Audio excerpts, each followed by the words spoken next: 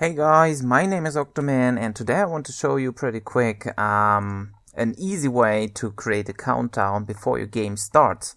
That means for racing game, for example, there will be a 3, 2, 1 and then a go, and after that go is disappearing, the game can actually run.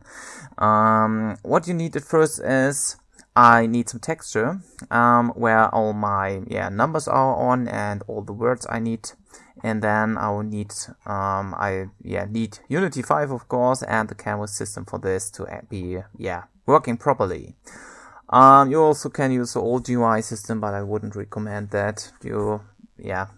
That canvas system is pretty impressive by doing such things. So what we need to do at first is we need to take our texture and just make it a Sprite 2D, and then we say apply. Then it will go transparent. And the next one is in the sprite editor, I just need to trim and slice all that graphics. So to make this, I need to say sprite mode is multiple instead of single.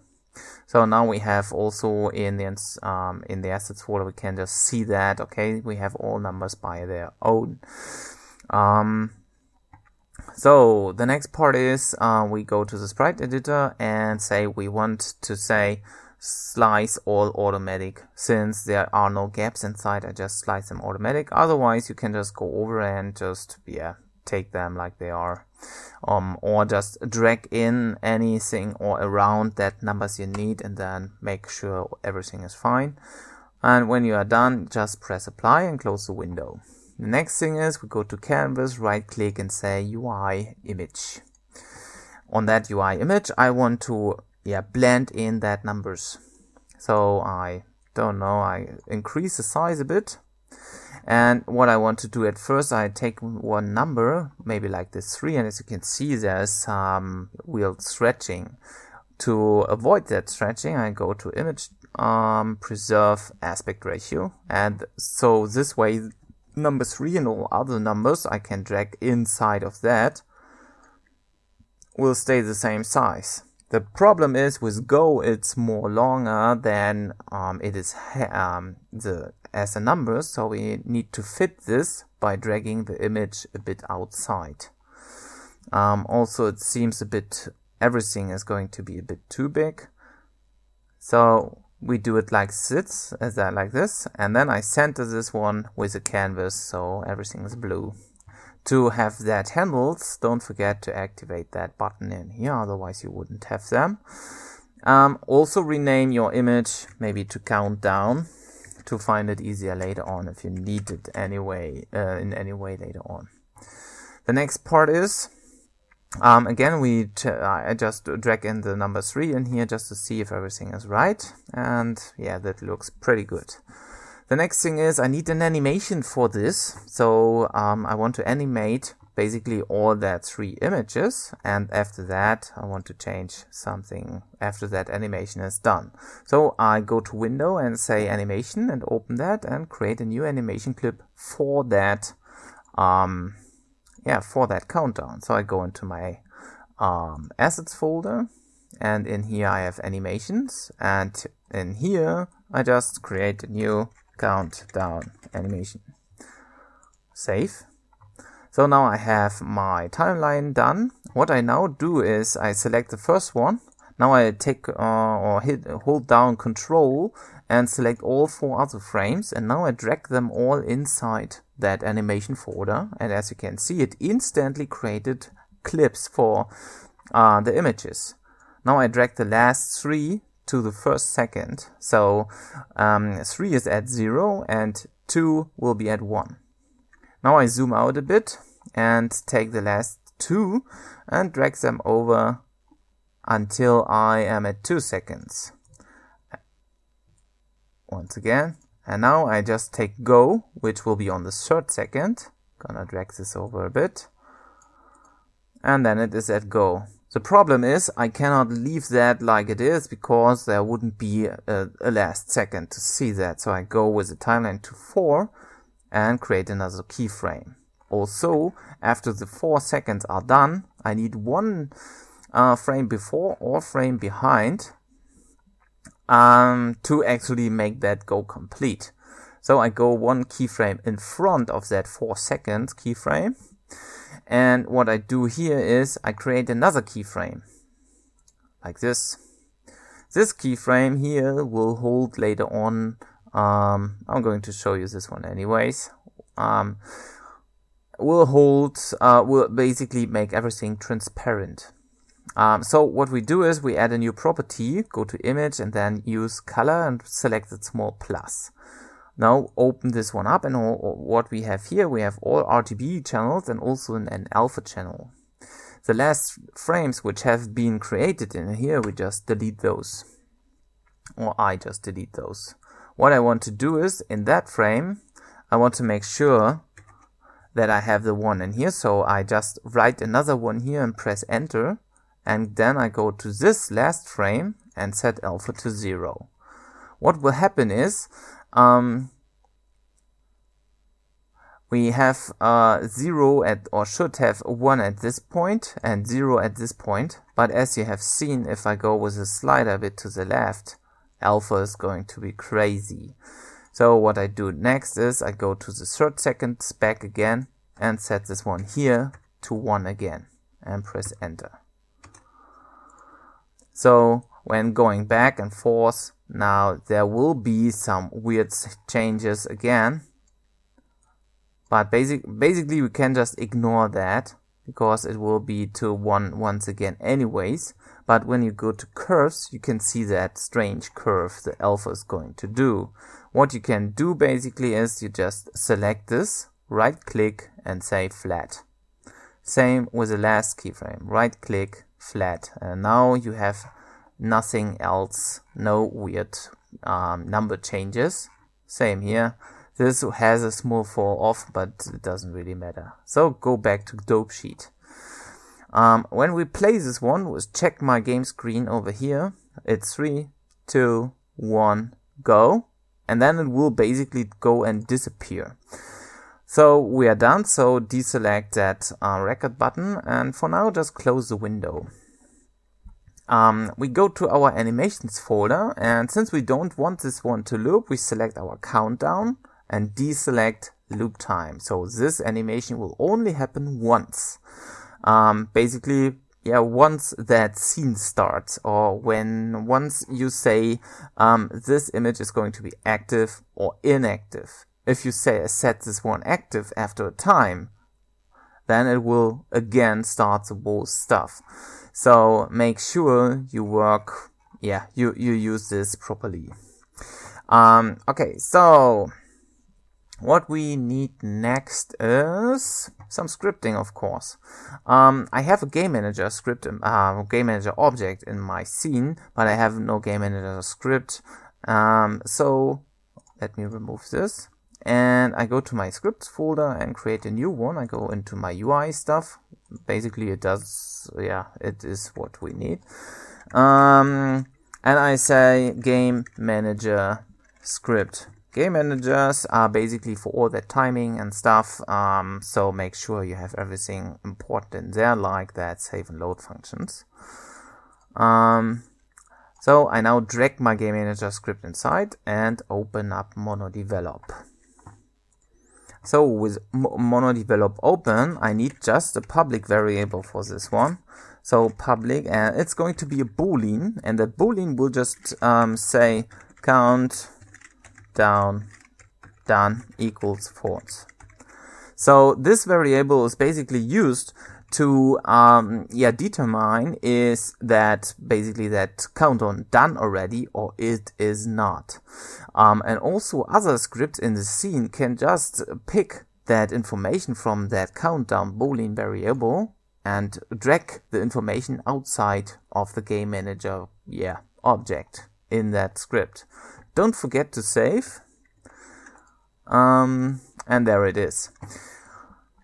What we need next is another script, of course, which is called setCountdown. That means when this script is called, or basically a function inside of that script, then disable or enable that game manager or basically that variable. So we go back to our image which is basically doing that countdown thing. And we go and drag the set countdown to that image. If it's not working like so, just do it like this. And yeah, open this one too. Now we have the countdown script in here. Basically, we don't need start and we also don't need update. So I just delete them. What we need is a private variable, which is called game manager, or basically of type game manager script. And I just call this one GMS. And I need a public function, public void, and I say this is called set countdown. And this needs to be public, otherwise we cannot activate this from outside. It doesn't seem that it's working with my script name, so we call this set countdown now. So, and what we do in here is we just take GMS, and in GMS we at first get the game object, so game object dot find, and we need to find the game object with the name game manager. Game manager. Make sure everything is written 100%. And in here we want to get a component. And this component is, of course, our game manager script. And we close this with those brackets. And we want to set GMS dot countdown done to true once this script part is called and the game manager object is found. You can also say game manager or find the game object with a tag, since some people may complain about finding a game object. It doesn't really matter for me and for now, so use tags or use just that one game object you want or you need. So once we call that function, we want to find the game manager and its component, which is a script, and want to set the countdown done to true. And this all is happening on our image, but yeah, since we don't call this one right now, we need to do so. So we go again to window, open our animation window with countdown selected, of course, and go to our very last frame, which is this, where go is actually invisible, as you also can see in the game scene. So in here we just say add event, and this event, as you have seen, there was a small window. If this is not working or not showing for you, don't worry. This event can be again just accessed right now by right clicking and say edit animation event. Now we have a function we can call from our event, or at this point, at that point, and then you will have a long list of functions you can call which are already done. What we need to do is we take the small arrows down below and search our set countdown now function and select this, so it will appear in here. So what will this do? It will run through the animation. Once it's at the last frame, it will just call that script on that image component, so or basically on that image. So you need to make sure that that script, that the countdown script, is directly on the image. Otherwise, you cannot use that event system, or basically you can, but it will be just troublesome. If you're done with that, just deactivate the record button. And let's check if this is going to work. So I go to my game manager. Countdown is set to false. I press play. Now it's 3, 2, 1, go. Then it will disappear. And as you can see here in the inspector, countdown is true right now. So what we can do now is we can start to spawn our coins only when that variable is true. So basically only then we start our game, or spawn the coins. What I want to go over next is I go to my spawning script, open this one again with monodevelop, and in here we again just need to get the component, which is again, we just copy and paste from set countdown script, copy that make game manager script and place this in here. Also, we need to find the game object, so copy that line too, and we go to our start and just copy this one inside too. You can also use awake, but basically it doesn't really matter right now. So since we have that component right now, we start the invoke repeating, but since we don't want to keep invoking and repeating just create more than that, so I won't use update. Instead of that, I just go into the function which is called by invoke repeating and say in that line, if GMS, which is a component or the game object we just taken, if countdown gms.countdown done equals true. So only when that is true, start spawning coins. And we go here and place another bracket. So yeah, only if that is true, we go and set spawn points to clear and so on and so forth. I don't go about this right now. Just watch my spawning stuff again. My spawn items tutorial if you are interested into that. So we get the component, and then here we say if that is set to true by whatever, then do all that spawning things. Let's test this out again. Let's wait before it's let's wait until it's done compiling. There we go. Now the game starts, nothing spawning, go, and now it starts to spawn. So invoke repeating already started, but yeah, that's pretty much it. The invoke started, but it doesn't start anything spawning actually. So no matter what kind of game you do or you create, make sure that all your controllers, your steering, your buttons, whatever, only activate or are activated once countdown done is true. So you can always, from any script you want, can always call the game manager script as I have done in here and check if that variable is set to true or false. You can also do all that animation things in the image, but I wouldn't recommend that because you mainly need that image component later on. Also, you might want to deactivate the countdown once you are done, to make sure if you activate that countdown again by, for example, restarting the scene, the countdown will also restart. Also, you can use this countdown for other things.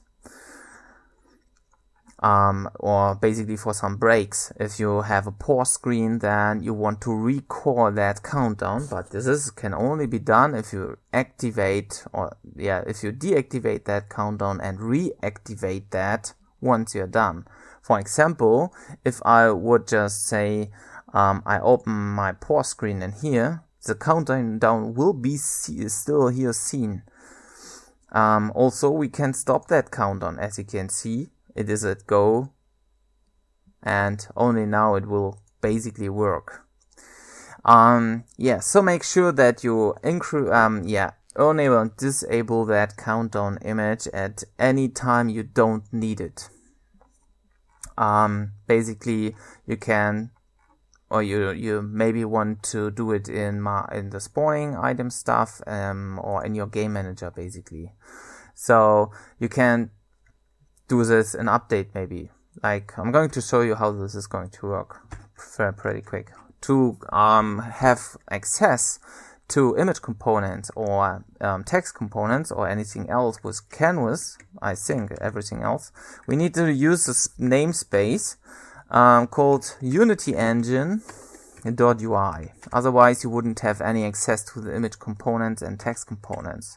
So I create a new public, and this one is going to be image, and this image is just my countdown image, and I don't need any info for this. And in update I say if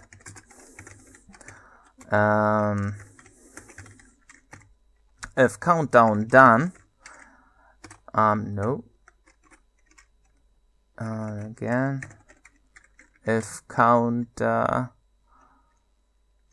down done, this is, oh, I have a typo, it doesn't really matter. So if this is already true, then we want to set the image to be false. So we say count down image dot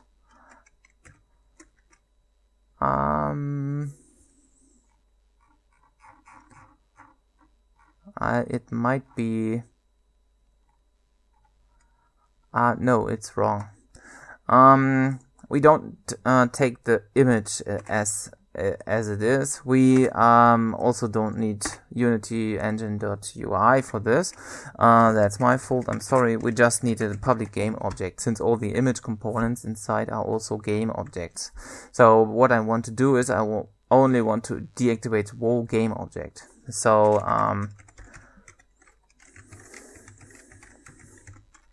I do it like this. So, and in here we just say countdown image dot, and in here we can say set active to false.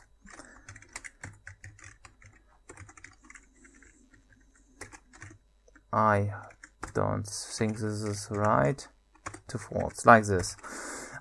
So we can just say if that countdown is actually done, we set the game object, or so that means the whole game object, all animations, all other things will be just deactivated. I'm going to demonstrate this pretty quick once again. Oh, we need to set the image of the game object inside of the game manager, of course. So there is the game manager, and I drag the game manager object, or the countdown object inside of the game manager script. So again, as you will see in just a second, go. And now this whole game object is deactivated. If we would right now just reactivate that like this, basically we can't because of the variable. So we go back to the game manager, we say disable this again. So my basically all is paused again. So go to countdown and reactivate that, and as you can see, it will restart the countdown and will also set the variables and all the other things again. So if you need a break or anything else, then just activate and deactivate that by code. As you have seen, this is going to be this is what you need to set this one to active or to inactive, like with false or true. That's it. I hope you enjoyed this, and I hope you learned something about images, game objects, animations, and of course at animations events. So yeah, if you have any questions about that, just let me know. Write me a comment in the description, not in the description, under the video, of course, in the commentary, and of course subscribe to my channel if you haven't already. So see you in the next tutorial. Bye bye.